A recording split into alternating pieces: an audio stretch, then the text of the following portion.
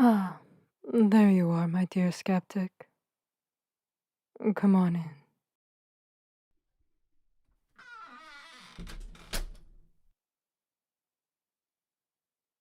How did I know you were there before you even knocked? Well, I've said before, my intuition can't be matched by any mortal. And again, I'll reiterate that I cannot see the future.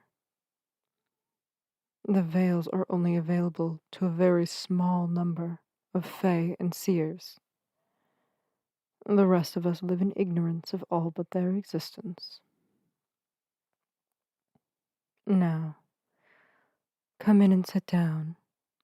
I will quench your curiosity about the veils some other time. We have things to discuss. Would you like something to drink? Water or something warm? Coffee, tea, hot chocolate, perhaps?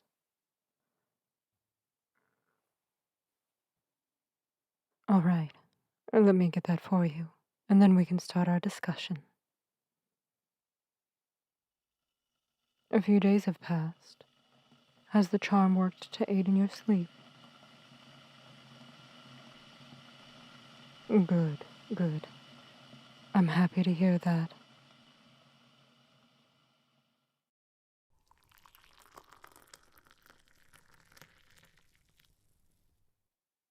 Here you are.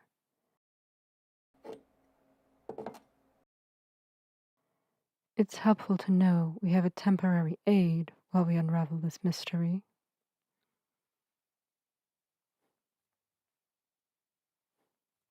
Now, on to the topic at hand.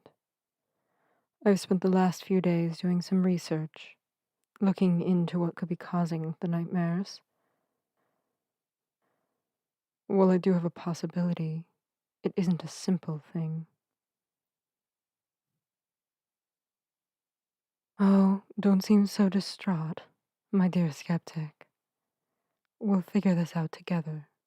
There is no need to fear. I will not leave you to suffer, and I very much intend to solve this problem.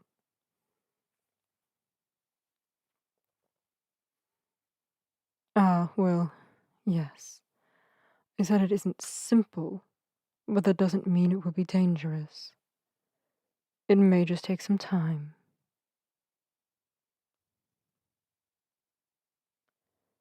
If my theory is incorrect, then I'll have to do more research. I've lived a long time, and I've seen many things. Some of the possibilities may have slipped my mind in my initial research, but that is why I have such an extensive collection of books. All the research done over the centuries is collected. It's just a matter of finding the archives pertaining to similar events.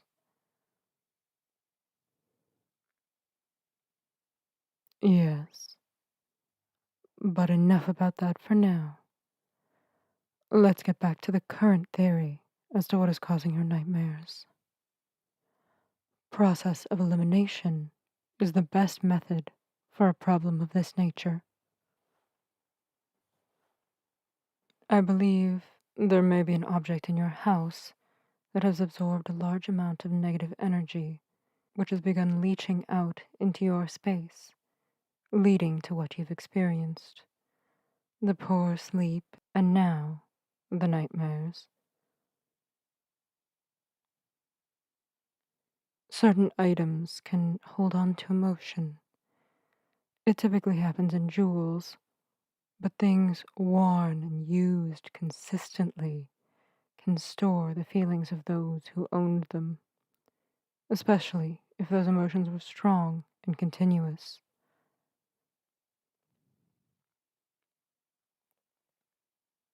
Well, do you happen to have any old pieces you've inherited? It could be jewelry, clothing, or even furniture. A mirror, perhaps.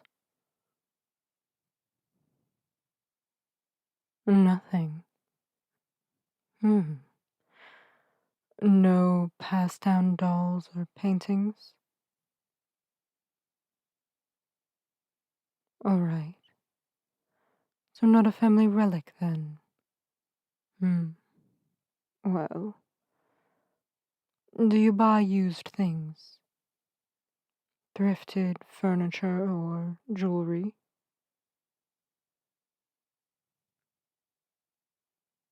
Have you brought anything new into your home recently? Especially into your bedroom? Since these problems are all focused on sleep.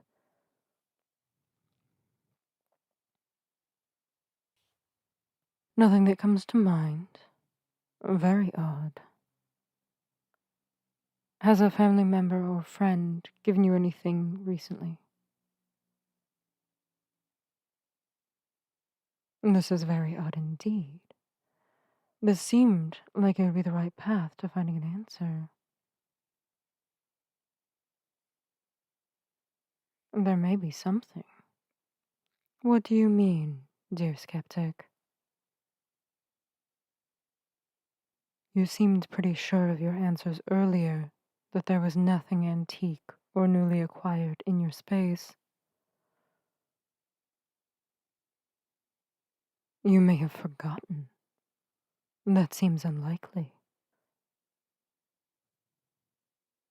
Ah, some furniture you didn't acquire yourself.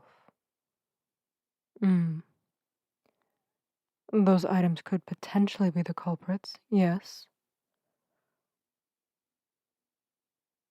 A small mirror is one of those items. Hmm. Interesting indeed. You may very well be onto something, my dear skeptic. How long has the mirror been with you? Nearly a year now. Hmm. A long time for it to have just started to have these effects. Why am I so focused on a mirror? Well, mirrors are windows. Think of just how much a mirror has seen over the course of his lifetime. How much of that gets stored into its surface. How much of it becomes a part of its history. As a window, how much of that past can be seen through it, felt through it.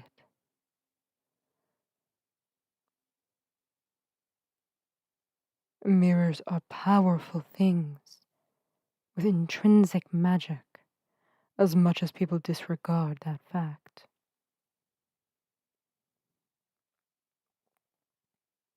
Another important piece of information about the mirror is where it is positioned. Is it facing or above your bed, or facing another mirrored surface? Not facing your bed, and no other mirrored surface in the room. Hmm, well, that's good. Why? Well, again, mirrors are windows. Things can enter a window, but also leave it. The night is when you are most vulnerable, so I always advise not to keep a mirror facing your bed. Those emotions pulled into it could seep from it and cause a worse situation than what you're experiencing now.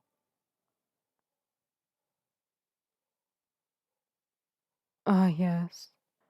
Many think of these things as superstition, but I've been around long enough to know the truth from the lies. And while no demon will steal your soul through a mirror, they can hold negativity that can be detrimental. What is the next step? You seem very eager now that you've heard my theory. No, no. There is no reason to be scared of every mirror. That is not what I meant, my dear skeptic. It's merely a precautionary statement. Most mirrors are objectively harmless.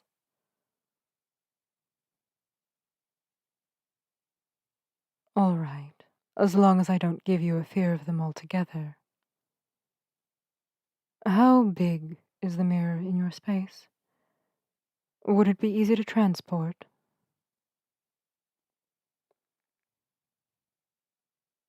Oh, good. We're very fortunate that it isn't so large it can't be moved. It would be far easier to deal with it here in my own space. Could you bring it here? Oh, good. I warn that what we need to do with the mirror will not be a short process. So please, bring it here when you have the time. I wish to disturb your normal life as little as possible while we remedy the situation. Human brains need to keep routine. Ah, all right. I will see you again in a few days, my dear skeptic.